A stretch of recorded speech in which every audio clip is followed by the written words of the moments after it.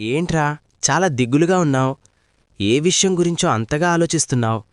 మా అమ్మకి ఆరోగ్యం బాగాలేదురా. ఆమె గురించే నా ఆలోచన. దాందేముంది, పట్నంలో మంచి హాస్పిటల్లో చూయించు, తగ్గిపోతుందిలే. చాలా పెద్ద హాస్పిటల్లో చూపించాను, కాని ఆరోగ్యం మంచిగా కావడం లేదు. దిగులు పడకరా, మీ అమ్మగారు తొందరలోనే కోలుకుంటారు. లేదురా, నీకు తెలీదు, మా అమ్మంటే నాకు చాలా ఇష్టం. ఆమెని ఈ పరిస్థితుల్లో చూడలేకపోతున్నాను. అయితే నీకా రాతి మనుషుల గ్రామంలోని పువ్వు ఒకటే సహాయపడుతుంది. రాతి మనుషుల గ్రామము? అదెక్కడుంది? మన ఊరికి దూరంగా ఉన్న అడవిలో ఉందంట. అక్కడొక పువ్వు మనం కోరిన కోరికను నెరవేరుస్తుందని మా తాత నాకు చెప్పాడు. అయితే నేను వెళ్ళి మా అమ్మ ఆరోగ్యం బాగుండాలని కోరుకుంటాను. అంతకంటే ముందు ఇది కూడా తెలుసుకో, ఇంతవరకు ఆ పువ్వు దగ్గరికి వెళ్లిన వాళ్ళెవ్వరూ కూడా మళ్ళీ తిరిగి రాలేదంట. వాళ్ల గురించి ఎవ్వరికీ తెలీదు కూడాను. బంటీ, వాసు ఇద్దరూ కొద్దిసేపు మాట్లాడుకుని ఎవరింటికి వాళ్లు వెళ్ళిపోయారు. బంటి మాత్రం రాత్రంతా ఆ రాతి మనుషుల గ్రామం గురించి ఆలోచిస్తున్నాడు. ఒకవేళ ఆ పువ్వు నిజంగా ఉంటే మా అమ్మ అనారోగ్యం పోతుంది, మళ్ళీ ఆరోగ్యంగా ఉంటుంది. నేను తప్పక వెళ్తాను. బంటి ప్రొద్దున్నే లేచి అడవిలోకి ప్రయాణం మొదలుపెట్టాడు. ఎంతో దూరం నడిచినా ఏమీ కనిపించలేదు. అలసిపోయి చెట్టు కింద కూర్చున్నాడు. చాలా దూరం వచ్చాను, కానీ ఇక్కడ ఏం కనిపించట్లేదు. కేవలం చెట్లు మాత్రమే ఉన్నాయి. అప్పుడే అక్కడికి ఒక పెద్ద పక్షి వచ్చింది. ఈ అడవిలోకి నువ్వెందుకొచ్చావు? అరే, ఇదేంటి? ఈ పక్షి మాట్లాడుతుంది. నేను రాతి మనుషుల గ్రామంకి వెళ్లాలనుకుంటున్నాను. బంటి తాను ఎందుకు వచ్చాడో ఆ పక్షికి చెప్పాడు. నా మాట విను. అనవసరంగా నిన్ను నువ్వు ఆపదలో పడేసుకోకు. తిరిగి మీ ఊరికి వెళ్ళిపో. లేదు, మా అమ్మ కోసం నేను ఏదైనా చేస్తాను. నాకు ఏమైనా పర్లేదు.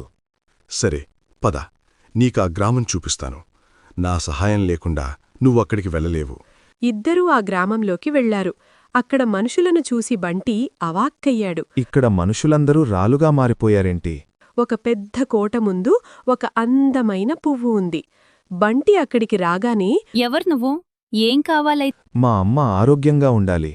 ఆమె ఎప్పుడూ సంతోషంగా ఉండాలి. నేను అడిగే ప్రశ్నలకి సరిగ్గా సమాధానం చెప్పు. పువ్వు అడిగిన ప్రశ్నకి బంటి సమాధానం చెప్పలేకపోయాడు. వెంటనే రాయిగా మారిపోయాడు. ఇలా జరుగుతుందని ముందే చెప్పాను, అయినా వినకుండా ఇలా తయారయ్యాడు. అక్కడ గ్రామంలో బంటి వాళ్ల అమ్మ బంటి కోసం వెతుకుతోంది. వెతుక్కుంటూ వాసు వాళ్ల ఇంటి దగ్గరికి వచ్చింది. బాబూ, బంటి ఎక్కడికెళ్ళాడో నీకు తెలుసా? వాడింకా ఇంటికి రాలేదు. హరే, వీడు నిన్న చెప్పినట్టుగానే కొంపదీసి ఆ రాతి మనుషుల గ్రామానికి వెళ్లాడేమో. అందుకే ఇంతవరకు తిరిగి రాలేదు. బంటి వాళ్లమ్మ ఏడుస్తూ ఇంటికి వెళ్ళిపోయింది.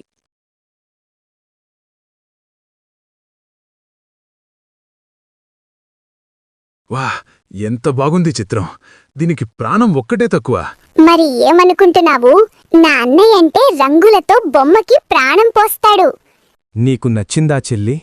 ఇంత అందమైన చిత్రం ఎవరికి? నాకేనా? ఇది నేను తీసుకుంటాను. అర్జున్ తల్లిదండ్రులు చిన్నతనంలోనే చనిపోయారు.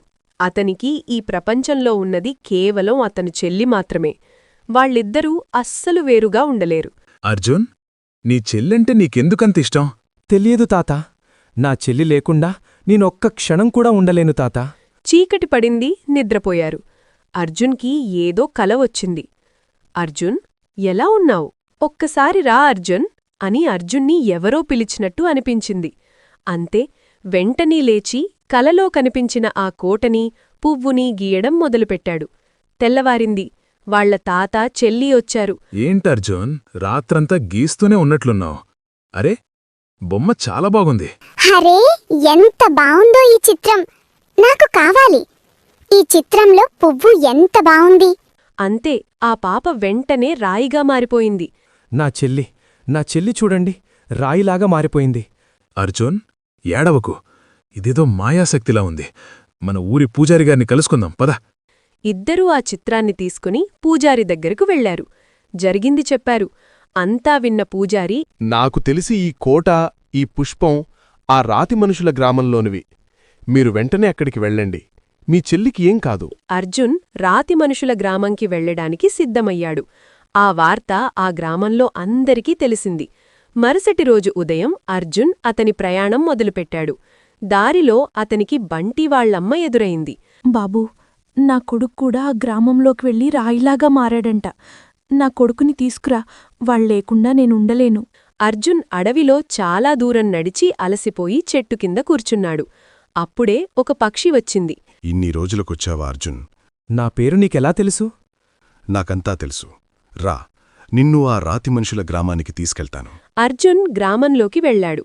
అక్కడ కనిపించేవి చూసి ఆశ్చర్యపోయాడు. పువ్వు దగ్గరికి వెళ్లాడు. నా చెల్లిని మామూలు మనిషిలా చేసి నాకివ్వండి. నేను అడిగే ప్రశ్నలకు సరిగ్గా సమాధానం చెబితే నీ చెల్లి మళ్ళీ మామూలు మనిషిగా అవుతుంది. ఈ ప్రపంచంలో అన్నిటికంటే గొప్పది ఏది? ప్రేమ, త్యాగమా? అన్నింటికన్నా గొప్పది త్యాగం. త్యాగమే మనకు వాటిమీదున్న ప్రేమను తెలియజేస్తుంది. నువ్వు చెప్పింది నిజమే. అయితే నీకు ఇంకో పరీక్ష.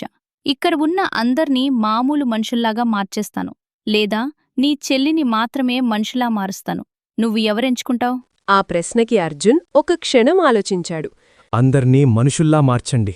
నా చెల్లి లేకపోయినా పర్లేదు. నేను పెట్టిన పరీక్షల్లో నువ్వు గెలిచావు. ఇదిగో నీ చెల్లి. వెంటనే ఆ గ్రామంలో రాయిగా మారిన వారందరూ మనుషుల్లా మారిపోయారు. ఆ పక్షి కూడా ఒక మునిలా మారాడు. నాకు విముక్తిని కలిగించావు అర్జున్.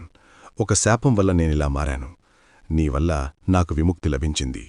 అర్జున్ నిస్వార్థంగా కోరుకునే ఏ కోరికనైనా నేను తీరుస్తాను. కాని అది మర్చిపోయి అందరూ వాళ్ల స్వార్థపూరిత కోరికలు కోరడం వల్ల నేను మనుషులని రాలుగా మార్చేస్తున్నాను. ఈ రహస్యం చెప్పినందుకే ఆ ముని పక్షుల మారాడు. కాని నువ్వు నిస్వార్థంగా అందరి గురించి ఆలోచించి నీ చెల్లిపైన ఉన్న ప్రేమను కూడా పక్కన పెట్టావు. అందుకే నేను నీ కోరికను నెరవేరుస్తాను. ఒక పువ్వు తీసుకుని నీ కోరిక ఏంటో చెప్పు. నాకు ఎలాంటి కోరికలూ లేవు. నా చెల్లి ఎప్పుడూ సంతోషంగా ఉండాలి. నీ చెల్లిమీద నీకున్న ప్రేమ చాలా గొప్పది. తీసుకో.